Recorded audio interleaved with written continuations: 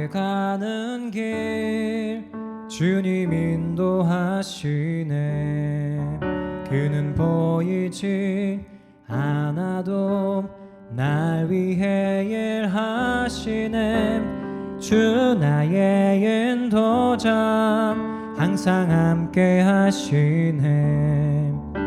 사랑과 힘 베푸시며 인도하시네. 인도하시네. 나의 가는 길 주님 인도하시네. 그는 보이지 않아도 날 위해 일하시네. 주 나의 인도자 항상 함께 하시네. 사랑과 힘 베푸시며 인도하시네. 인도하시네.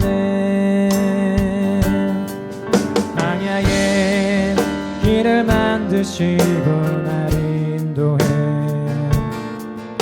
사막에 강 만드신 것 보라. 하늘과 땅 변해도 주의 말씀 영원히 내 삶 속에 새 일을 행하리.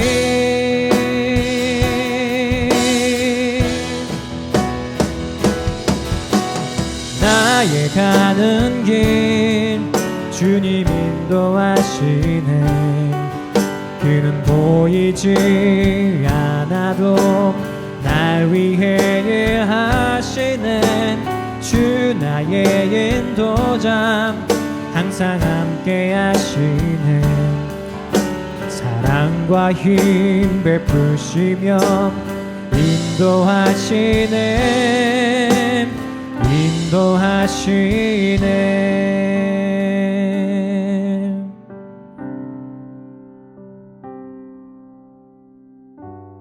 너희 중에 누구든지 지혜가 부족하거든 모든 사람에게 후히 주시고 꾸짖지 아니하시는 하나님께 구하라. 그리하면 주시리라. 직장 생활 가운데 제일 부족하다고 느끼는 것은 무엇인가요? 많은 지식과 정보는 노력으로 얻을 수 있습니다. 하지만 우리는 종종 지혜가 부족하다고 느끼지 않나요? 우리는 인간 관계 가운데, 일을 하는 가운데 무엇이 지혜로운 처신인지 헷갈려 합니다. 오늘 해야 할 일을 잠시 떠올려 봅시다. 이 모든 일들을 처리하는데 지혜가 절실히 필요하지 않나요? 그러니 지금 이 시간 가장 지혜로우신 하나님께 지혜를 구합시다. 오늘 하루도 지혜롭게 처신할 수 있게 해달라고 그렇게 기도했으면 좋겠습니다. 다 같이 기도하겠습니다.